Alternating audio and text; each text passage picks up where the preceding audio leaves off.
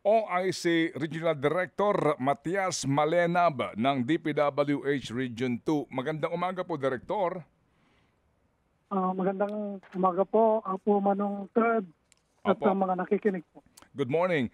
Ito ho muna. Good morning po. Kumusta po yung driver nung truck? Na-recover na ba siya? Siya ba'y tumakas o nawawala, dinala ng agos? As per latest information from the Regional Director of PNP, Apo, hawak na nila po sa isang station nila yung driver. Okay, sige po. Safe na po siya, kumbaga. Ano ho? Okay.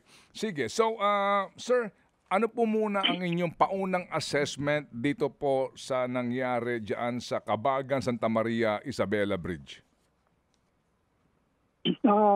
Based from initial assessment namin, last night when we proceeded to the bridge, Manong, nakita namin na medyo yung truck yung dump truck na nagkarga ng boulders ay apparently yun yung cause kaya bumigay yung ating Islam. Go ahead, sir. Go ahead. May karga siyang may karga itong boulders na truck. Ilang wheeler po itong truck, sir? Opo. Ito po 10 Hello. Opo. Ito, di ba 10-wheeler ito? Direct. 10-wheeler. Opo. 10-wheeler. Sige po. So, Director, ano ba yung capacity po ng Cabagan, Santa Maria, Isabela Bridge? Ang standard na capacity ng mga tulay natin ay 45 tons, Manong. And ito rin ay maximum yun, 45 tons. Ito rin ay nakabase sa ating yung ating Republic Act 8794, yung anti-overloading law natin, at which is 45 tons yung maximum gross vehicle weight na allowed sa mga tulay natin, pati sa mga daan natin. Apo, pakiulit lang po, sir. Ilang tons ang pwedeng dumaan sa tulay na ito, sir? Anong tonnage advisory nito? 45 tons yung as per yung RA natin, Okay. 8794 man. Okay, 45 tons, no? That's 45,000 kilos. Okay? Buwan man. Opo. May pauna na ba kayong assessment? Ilang tons ba yung truck? Last night, kinalculate na namin based sa mga measurements natin doon sa dump box ng dump truck at based doon sa karga niya, we estimated approximately yung karga lang niya is already more or less mga 87.39 tons. Plus yung vehicle weight pa natin na yung configuration ng truck is more or less mga 15 tons. So total tayo ng 102.39 na gross vehicle weight ng dump truck. Opo. Pero ito bang truck na ito, first time lang ba ito dumaan dyan sa tulay na ganyan? O lagi naman may dumadaang ganun truck? We're not aware, Apo, kasi at the moment ay open to light vehicles pa lang yung bridge because ongoing yung retouching lang sa mga PT painting. So baka masagasaan yung mga tao ng kontraktor ay inopen lang sa light vehicles yung ating tulay. So basically po, bawal pang dumaan doon itong mga truck na ito kasi it's only good for light vehicles. Supposed to be, Manong. Opo. Director, kasi kung babalikan ko, kailan pa ho kayo naging director dyan sa Region 2, Director? Ay nito lang November 2024, Manong. And nung nag-assume po ako, practically na yung tulay. Nasa almost 90% na. Tapos yung tulay. Oh, yes. Opo. Can you enlighten us, Director, ano ho? Kasi ang unang cost nito doon sa kanila pong bidding document 2014, no? 412.9 million pesos. Opo. Ito yun ha, nung una. Tapos, tapos nagkaroon pa ng dagdag na 153.3 million nito pong 2019. Okay? Ang contractor nito, itong RD Interior Junior Construction. Pagkatapos nito, nagkaroon pa ito ng dagdag ulit. 2023 lang. Ito pong 274 million ulit para sa kanyang retrofitting, strengthening. Oo, bagong-bagong tulay pa lang po ito, meron na kaagad retrofitting. Totoo ba na may na-discover ditong fault sa design kaya po nagkaroon ng dagdag na gastos? Kasi nito po lamang 2024, meron na naman pong panibagong 115 million na retrofitting. Kaya pag kinuwenta natin ito, umabot na po ito ng higit 1 billion sa tulay na ito. Meron pa talagang fault ito sa kanyang design? Sabi ko nga kanina, nung nangyari ito, ay nagtanong-tanong ako sa mga engineers natin at yung post ng retrofitting natin ay ginawa ito to upgrade yung ating design code because nung ginawa ko ito, nung ginawa yung plano, ang available na design code natin, according sa mga engineers namin, ay 1998 pa.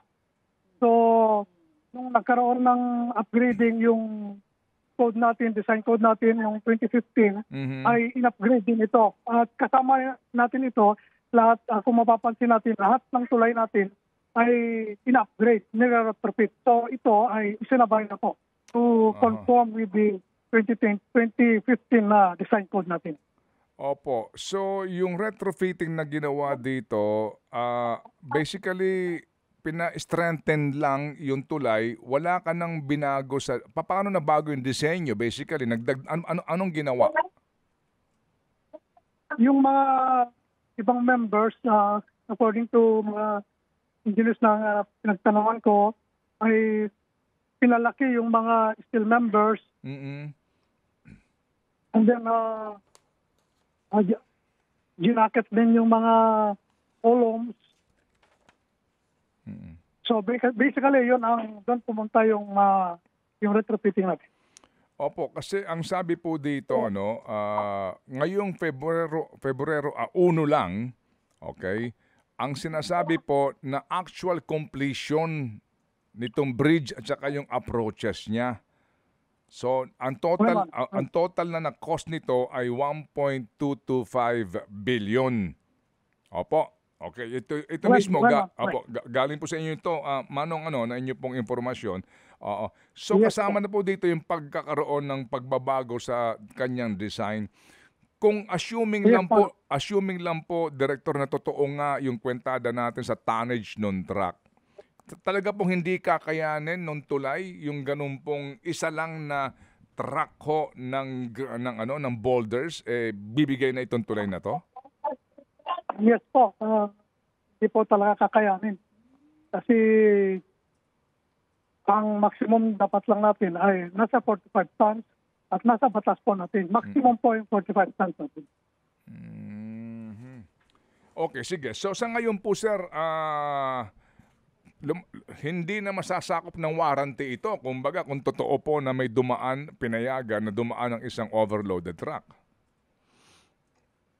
Magpupulong kami after ng mga technical assessment. So yun ang next na pag-usapan namin, Manong, kung ano yung shall I say culpability kung meron man ng contractor, kung dapat ba niyang i-repair yung tulay. So nasa technical stage pa lang kami, Manong. Opo. And then after this today siguro, after we assess everything, dahil pinadala po na rin sa yung mga engineers natin na galing central office, yung mga bridge experts natin from Bureau of Design at Bureau of Construction. Nandito na po sila, and anytime mag-start na yung assessment namin sa tulay po. Opo. Sino po may-ari ng truck? As of last night, hindi pa na-establish ng PNP, but based from initial messages from the regional director of PNP, si Director Tony Maralag, hawak na nila, and kinukuha na ng statement yung driver, pati yung pahinante, and initial information was they are from Kalinga po. Okay, from Kalinga galing yung kargang boulder. Saan daw di-deliver? Most probably doon galing. Hindi pa lumabas yung information na yan, Manong Ted, kung saan i-deliver. Okay, kasi kung, ito lang po theoretically, no? Kasi kung yung cause ng bridge collapse ay yung truck, meron ba silang liability doon? Kasi nga dapat alam nung operator ng truck, kung yan ba'y construction company din, dapat alam ng driver na overloaded siya. At I'm sure meron naman sigurong tonnage warning dyan sa tulay, di ba, bago ka mag-approach?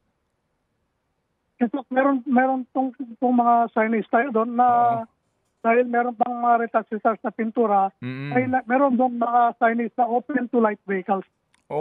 Yung nga po, kasi kung nasira mo yung tulay, anong pananagutan ng kumpanya ng truck?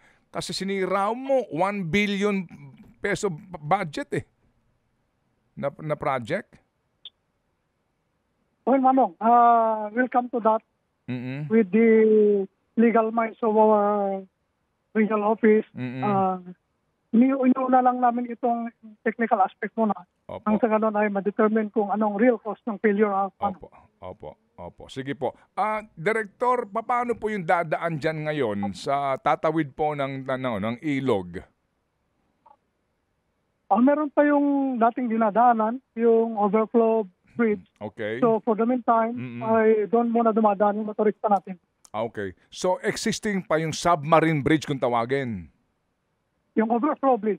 Yes. Opo. Yung overflow, kumbaga, meron nasa tabi mismo. Okay. Opo.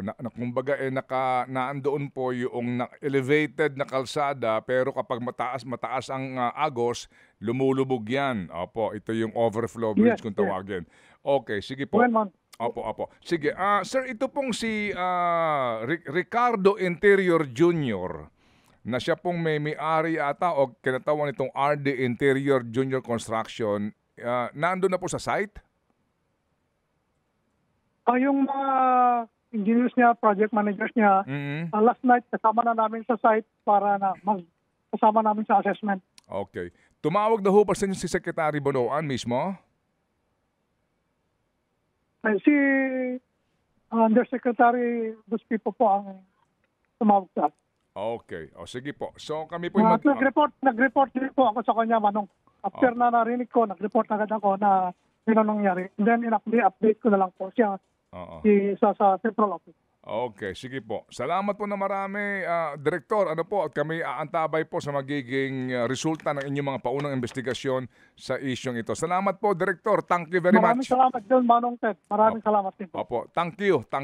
Ayan, si Director Matias Malenab, no, ng Region 2 DPWH.